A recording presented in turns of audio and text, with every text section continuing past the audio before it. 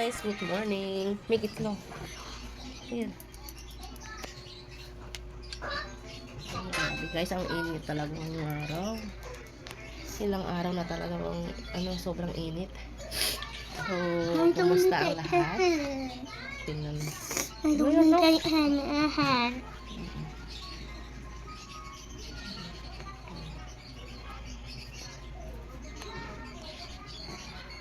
May hangin naman pero mainit ang buga ng hangin. So, mag-ready kami ngayon at aalis kami ni Gap. Punta kami sa bayan.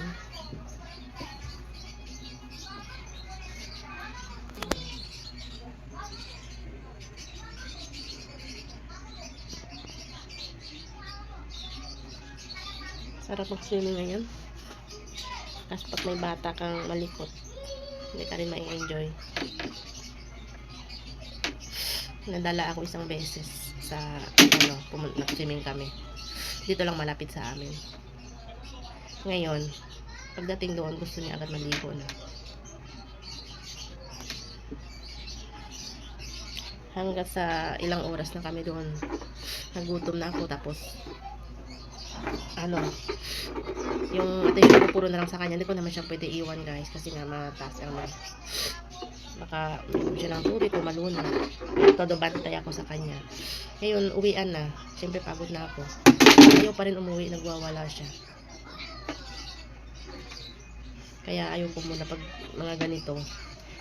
Antayin ko na lang malaki na siya. Marunong na siya intindi. Saka kami pwede swimming. Pero bumili naman ako ng portable na swimming pool.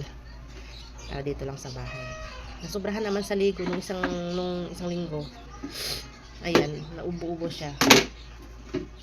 Pinuubo, sinisipon. Hanggang napaos. Ayan, muna. Standby muna yung swimming pool namin. Ayan. Ang talagang mga braso ko nung swimming kami nung naligap sa swimming pool. Okay. Wait lang anak. Antayin natin tawag ni daddy mo. Antayin natin. We will wait to that. Sakit yung mga braso ko. Likod ko. Kasi ang bigat siya. Ay,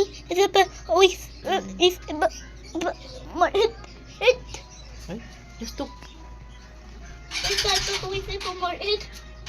ko na i-sleep. Mami, ito sa kawin sa tayo market. Ate Nihon. Now.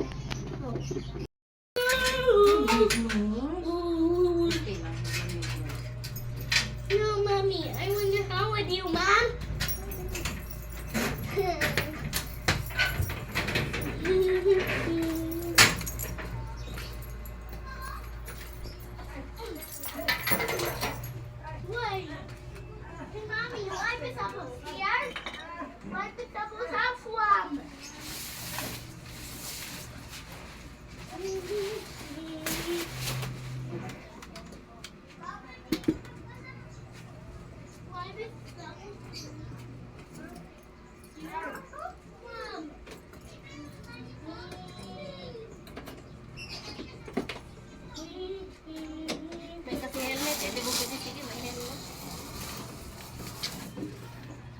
Pwede ate? Pwede ah. My helmet! 59. 1 minute. Yan. Ouchie! Ouchie! Hi! Hi, Wopie! Hey! So, nandito kami ni Gap. Naantay namin yung daddy niya, oh. Wala pa. Saglit. Yes, hi! I never...